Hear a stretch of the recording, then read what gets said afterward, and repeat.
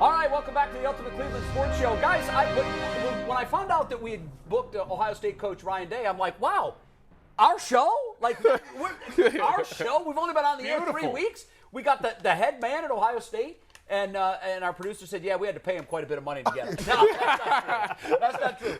Let's bring in Ryan Day. He is just a tremendous. And our show, Coach, the class level of our show just went through the roof. Before we start our first question, we did hard-hitting investigative reporting last night. I wanted to dig into the details of your contract extension, and I was able to determine that it is a multi-year, multi-dollar deal. So congratulations on getting a new contract extension. Let's start by having you tell us why these extensions are so important, not for the coach, but for the program and the continuity. Yeah, great to be on here, guys. Thanks. First off, for recruiting and just sustainability, and when you're recruiting families, it means a lot. First off, for the university to make an investment in our coaching staff, and then they also want to know that you're going to be there. And there's so many things that get thrown out there, certainly with different job opportunities and those types of things. And I can, say that I want to be at Ohio State till I'm blue in the face, but actions speak louder than words. And so, everyone here has had a big part in all of this. And I think we have a really great staff and really appreciate everybody who's, got us to this point, and certainly very blessed to be in this situation. I can't believe you said blue in the face. I didn't think you'd use the word blue. Oh, that's true. Or say the word of the state of the up north. But I understand what you're saying with the analogy. And I can tell you from a fan standpoint, thrilled to have you and to know that you're going to be here for that long. No doubt. Hopefully well beyond this extension, because I think the program is in a really, really good place. I think the Buckeyes got to ask the next question. Yeah, Tyvis, I think he's you're on got the to clock, go bro. Well, Coach Day, I see it's this. It's rumored that the Big Ten is getting rid of divisions. They want to get rid of the Big Ten with West and the East. What's your thoughts on that? Well, I think one of the things we've got to do is adapt with the times, and there's a lot of change going on. As you know, there's so much going on in college football, and every year there's just new challenges that are coming our way, and making sure that we're on top of that. I think when you look at the divisions, there's been different things over time that have happened in the conference. We had the legends and the leaders, you had the East and the West, and now they're considering no divisions.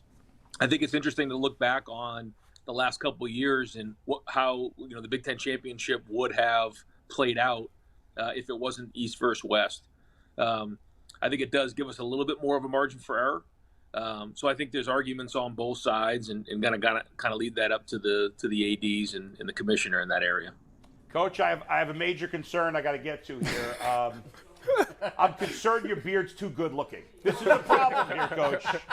I think that's what's going to get you over the top. You've had great success, but I think what's going to get you over the top for a championship is the beard's got a little bit. You got to look a little more scraggly. Maybe like Belichick. He looks like a total slob out there. The beard's too good looking. Is that a major concern for you? Well, I got to tell you, I think it's first off, the beard is a step in the direction of making sure that they understand that we mean business, but it also can't be sloppy. We're still talking about Ohio State, and I got to make sure I clean it up. And every once in a while, my wife and my daughter will say, "Make sure you clean up that beard. You're starting to look like a bum." What about a goatee? Keep you in line. What about a goatee? I mean, that brings like a little edge to the beard. Nastiness. Have you thought about just the goat? That's not on the table. My wife said it. No, that's not on the table. What do you think of this look here? We yeah. found some interesting beards in sports. Yeah. You're a beard connoisseur. No. What do you think of these? Yeah, that's nice. I think I'm going to have to win a national championship before I can start getting into these guys' world. Oh, please don't go James Harden. Oh, that would be terrible. Now, that's a bull kind of beard. He loves that beard. You can't even see his mouth. Yeah. I'll have a little bit more margin for error if we win the whole thing. I can promise you that. But right now, I'm going to keep it nice and clean and just focus on getting better. There you go. Well, Coach, I will tell you this, man.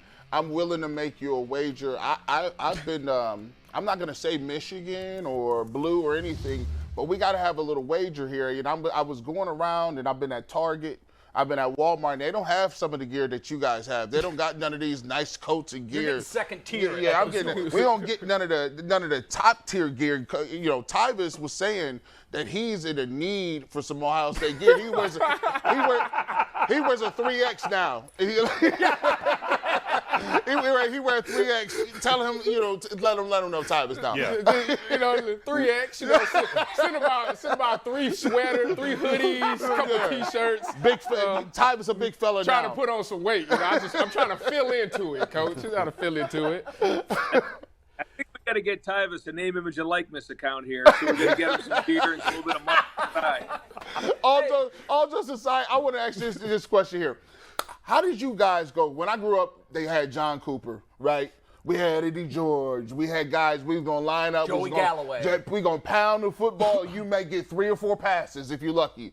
How did you guys turn into the air raid Ohio State Buckeyes? Now, no disrespect to Travion Henderson because he can run the ball. But, I mean, the receivers you guys got, I mean, Smith and Jigba, Olave, Garrett. Heck, we still taking credit for Jamison Williams down in Alabama.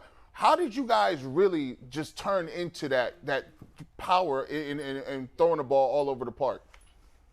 Well, I think if you're going to win the whole thing, you have to be able to throw the ball at a high level, and you have to be able to run the ball at a high level. I mean, you have to be physical on short yardage. You have to be able to run the ball in the red zone. I mean, you have to establish the run and have balance. But you also have to be able to win the game in a 2-minute drill and have to be able to throw the ball at a high level. And when you look at, you know, the national championships over the last decade, that's been the case. So it's something that we put a huge emphasis on. I think it started with Dwayne Haskins and the way that, in 2018 we threw the ball. It created a lot of excitement. It attracted some of the best quarterbacks and wide receivers in the country. And they just saw what we were doing, and they saw the way we threw the ball. And I think, now being the head coach and still being involved in it allows me the opportunity to have a great feel in game for what's going on. But it really comes down to the players and what they've done. But they've grabbed onto it. I think what Brian Hartline's done, Kevin Wilson, our staff has had a huge part in all of this. And so we just want to keep it going, keep it building. And I think, you combine that with what's going on defense right now with the new staff. We're excited going into this first game. Coach, you mentioned Dwayne Haskins there, so I just got to ask you, obviously it's heartbreaking that a young man has lost his life, but, I don't know him personally. You obviously had this relationship with him very close, I'm assuming. What can you say about what's happened here? It's just very sad. Yeah, I mean, all I can say is it's all very confusing. It's very sad. I have a hard time wrapping my mind around all of it. Dwayne was nothing but unbelievable when he was here, and to know that he's not here anymore and how everything shook out is just very, very confusing to me. And I think about it a lot. And he left a legacy behind in a short period of time, and he won't be forgotten. No, I know the whole program grieves, and we do too. From a distance, he seemed like an incredible young man, just as good a person as he was a football player. And I know it's been a very difficult time for you and your entire program there as you work through this. Coach, you brought up the NIL a little while ago, and I don't know. I mean, we've seen some changes here in the last decade in college football, just the way we have the playoffs and everything else. But have you seen any one rule change impact the entirety of college football more than this NIL? This is really shaking up college football. There's no question, and that combined with the one-time transfer rule all happening kind of at the same time. I don't think there's ever been a time where there's been more of an impact. Those two things, because it's a time where there are rules, but the rules aren't very clear and they're not always being enforced at a high enough level. So anytime something like that happens and you're dealing with some of the most competitive people in one of the most competitive environments in the country, you're going to get hard feelings. And I think there's risk across the board. There's risk if you do nothing, then you're going to fall behind. There's risk if you go too far ahead of it, then you put yourself at risk of getting in trouble or embarrassing the program. The thing that I just right now, the way it is, it's like a speed limit. If the speed limit's 45 miles an hour, how many miles an hour are you willing to go over the speed limit before you get pulled over? Interesting. And Great. that's where right now it's uneasy, it's unsettling. But we've been focusing our time on trying to figure out how this fits for Ohio State. And we've always done things the right way. We're going to do things the right way, but we also need to make sure we don't fall behind and stay ahead of the game. Right. Coach, I ain't going to call them traitors, but you got some former Buckeyes that you're going against in that first week, with you got James, you got Marcus, and then you got, I think Al Washington went over there. What are we expected to see out of this Buckeyes? I mean, I know Coach Mick, after that Team Up North game and all that, I know this offseason had to be tough because I know Coach Mick personally, and I've been through it. So, what can we expect to see this game one against Notre Dame? Night game in the shoe. Well, we start off right out of the gate with a huge game, and they have a great program, and they're great coaches. That's why they're there. But we're talking about competitive stamina this year as being the focus. Is that, as you know, Tyler's like, we're not allowed to lose a game here. We just can't. And you win 11 games, you 11-2, win the Rose Bowl, and that's a down year, and that's just part of the expectations here. So we have to start right from the first game. In the NFL, you could lose 4, 5, 6, make the playoffs. We can't do that at Ohio State. So we got to start right from the first game, bring it every week, not have a letdown, stay healthy, and then play our best football at the end of the season. We're talking with Coach Ryan Day, of course. Coach, I'm curious, we've talked about some former quarterbacks. Justin Fields, it's been a struggle so far for him in Chicago. I don't think they've really helped him much. There's not been much around him. But what is your relationship like with him right now? And are you confident that he's going to be able to bounce back there in Chicago? I shouldn't even say bounce back because he hasn't really been given much of a chance to succeed at this point. But how do you think he's going to fare long-term in Chicago? Well, it's really about how they want to develop him. When you're taking somebody who's only played 3 years in college football and really only played a year and a half because he played the 19 season, didn't really play much in the 18 season, and then in the 2020 season was cut short because of COVID. And then he steps into an NFL environment. That's much different than somebody who's been playing somewhere for 5 years and has 3, 4 seasons under their belt going into the NFL. So I just think the focus has to be on his development and what they put around him and playing really good defense, running the football, and start to build him over time. They've invested money in him and a draft pick in him, and he's very, very competitively tough, very intelligent. I mean, all the reasons why you'd want to invest in someone, that's Justin Fields. But, it isn't just going to happen overnight, and I hope they understood that going into it because this is somebody who didn't play a ton going in but certainly has a tremendous ceiling. So his development over these first 2 or 3 years is going to be critically important to how long he lasts in the league. But I can tell you this, there's not a more talented, competitively tough guy that I've ever been around. Coach, I feel like you seem like someone who's emotionally invested in your players. And is it hard when a player, I know you haven't been a head coach that long, but when a player goes to the league, obviously so many Ohio State players go to the NFL, so many have success. When a player goes and maybe doesn't have the success that he thought he would have, does that hurt you personally? Like, not that, just in terms of feeling bad for that guy. Yeah. Because we want everyone to do great. We're pulling for them, and we become fans and try to follow their career. And so, that's a big part of what we do is develop guys to go into the NFL and certainly have a great track record of that. But we want guys to do well, and that's a very, very difficult league to do well in.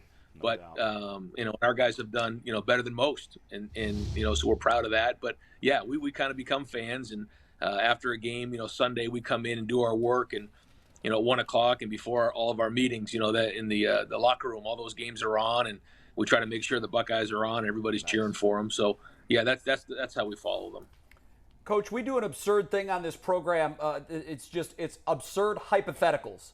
And I was thinking last night, what's an absurd hypothetical I could throw at Coach Day? And this is the most absurd thing I could come up with. So we're going to have, I know, this is nuts now. This is nuts. You're going to have to use your imagination. I want normally there's a 4x1 in track and field, but for this particular scenario, it's a 2x1. So there's 2 runners, and each is going to run a 100-yard leg. And here are the teams, okay? Jimbo Fisher and Nick Saban are one team, and you and Jim Harbaugh are the other team. Oh, wow. Who wins that 2x1 and why? I think the race may be canceled due to the lack of interest. No, listen. Or a fight. Coach, if we were to pay-per-view this, Imagine the money that could be raised for charity. Oh, yeah. If we could, I would pay good money to watch you in track shoes pass a baton to Jim Harbaugh. Actually, I think you would run the leg. I think you would dust Jim. So Jim would run the first leg. He would pass the baton to you. Nick's going to run the first leg for Team Saban and Fisher, and then Jimbo's going to bring it home. I don't know that there's a sum of money I wouldn't part with right now to watch that happen. The interest would be off the charts, Coach. He's not into it. Well, I think it may be better if, Coach Harbaugh teamed up with either Coach Saban or Coach Fisher, and I same thing. Maybe that. So you don't want to be Harbaugh's teammate. Yeah, that's right. Can't be Harbaugh's teammate. Might be a little bit smoother. Okay, so let's go with that. That's a good idea because I don't know that I could root for Jim Harbaugh in that scenario, No. and I would have to. So that's a great point you bring up. Yeah. So the team then is Harbaugh and Fisher against you and Saban. Who's crossing the tape first? We would. Yeah. I like it. There we go. I like the confidence. Hey, Coach, how hard is it, not just because of last year and what happened, but just in general, and obviously Tyvus can answer this from his personal perspective, but how hard is it, if at all, to, maybe it's easier this year because you're playing a really good team in Notre Dame week 1, as you mentioned, but is it hard to not have the guys thinking all the way ahead to Michigan at the end of the year, or is that not a concern because guys know how to stay focused on the task at hand? No, I think that's the whole message of the competitive stamina that we're hammering this year is that it doesn't matter the opponent, and that we have to play our best football at the end of the season. You look at some of the games we played last year, against Purdue, and we played a top 10 team in Michigan State. We played some of our best football, really in all three phases, but then didn't finish the season, the way we wanted to at the last game of the regular season. So, and then obviously didn't get our opportunity to go play in the Big Ten championship. So. When you're playing a 9-conference schedule in the Big Ten and you're playing Notre Dame as a non-conference opponent, that's 10 games that you have got to bring it. And if you stub your toe at all and have a bad day, then that could ruin your whole season. So, yeah, we understand, obviously, what that game means at the end of the season. But we got to stay focused on every single game, really bring it every week with competitive stamina. But then, we also know, what we have this year. And certainly losing that game last year was very, very difficult for everybody around here. And it's been a while, and that one hurt, and it's going to continue to hurt. And, we remind ourselves of that all the time, coaches, players included. There you go. And so we're working towards that. Coach, one of the things I always loved best as a former player in college was getting those team building exercises, whether it's bowling or swimming or doing whatever you guys do. But you guys at Ohio State have taken it to a new level. We have some footage. We have some stuff on paintball. Who would have known? Look at that, yeah. OSU gets it done with paintball. Talk about how that went. How did you guys come up with that? And how's your aim? My hit accuracy is not very good. I shot a lot. I don't know what I made. I hid behind stuff because those guys were dying to get me. Yeah, you can see right here. I'm hiding right there. I think some of the players really appreciated the fact that they got a chance to shoot some of the coaches and some of the strength coaches. But our guys wanted to do more things outside of our facility to build, the brotherhood is what we call it here. Yeah. And with COVID and everything the last couple of years, we haven't done much of that. Most of the teamwork we've done is inside the walls of our facility. So we want to make sure that we're doing enough things outside. And that was something everybody could enjoy. Everybody participated in. We had a lot of laughs, and so that was good. That's one of a few things we'll do this summer. That looked like a lot of fun. Coach, our producer here, before we let you go, Mikey McNuggets, has a question for you. And I want to apologize on behalf of the Ultimate Cleveland Sports Show in advance of this because Mikey has this notion that he is a top-flight athlete because he made a couple threes for his college team once. His Division III college team. I don't want to disparage that. No, but he has a question for you, Coach, and I want to apologize in advance. Mikey, it's all yours. No, Coach, this is a great question. Hey, thanks again for coming on. Let's pull up 64 to start. These are the measurables. I'm a 5-star quarterback recruit. I don't have any eligibility left, but in theory, if I was, how would you recruit an athlete of this caliber? And before you answer, Steve, let's go to 65. Let's show off the arm. Yeah, this is when I tried out for Blinn College football last year, the home of Cam Newton. And this is the best pass ever thrown on Cam Newton. Oh, my God, that's horrible. How you recruiting me? That is awful throw. He's not recruiting you. It's pretty easy. what's your name, Mikey McNuggets? I mean, we got a lot of McDonald's here in Columbus. But what an unbelievable opportunity to do an NIL deal right here in Columbus. Probably more McDonald's in Columbus than most of the other places you're being recruited. So Mikey McNuggets already done. Come be a Buckeye. That's good. Yeah, you go. There it is. Yeah. I needed that reality check. Yeah, that was great. Coach, listen, Thanks, Coach. We can't thank you enough for taking time out of your day. We know you're a busy guy, and we know that you're spending 28 hours a day focusing on beating the team up north, and we love to hear that kind of talk because, as you know, the fan base carries that pain as well. All of the best to you and the Buckeyes. Continued success. I can't wait to watch you guys go out there and tear it up, especially with that offense. Thanks for coming on. Thanks, Coach. Have a great year, Coach. Hey. Go Bucks. On the Ultimate Anytime. Go Cleveland Bucks. Sports Show.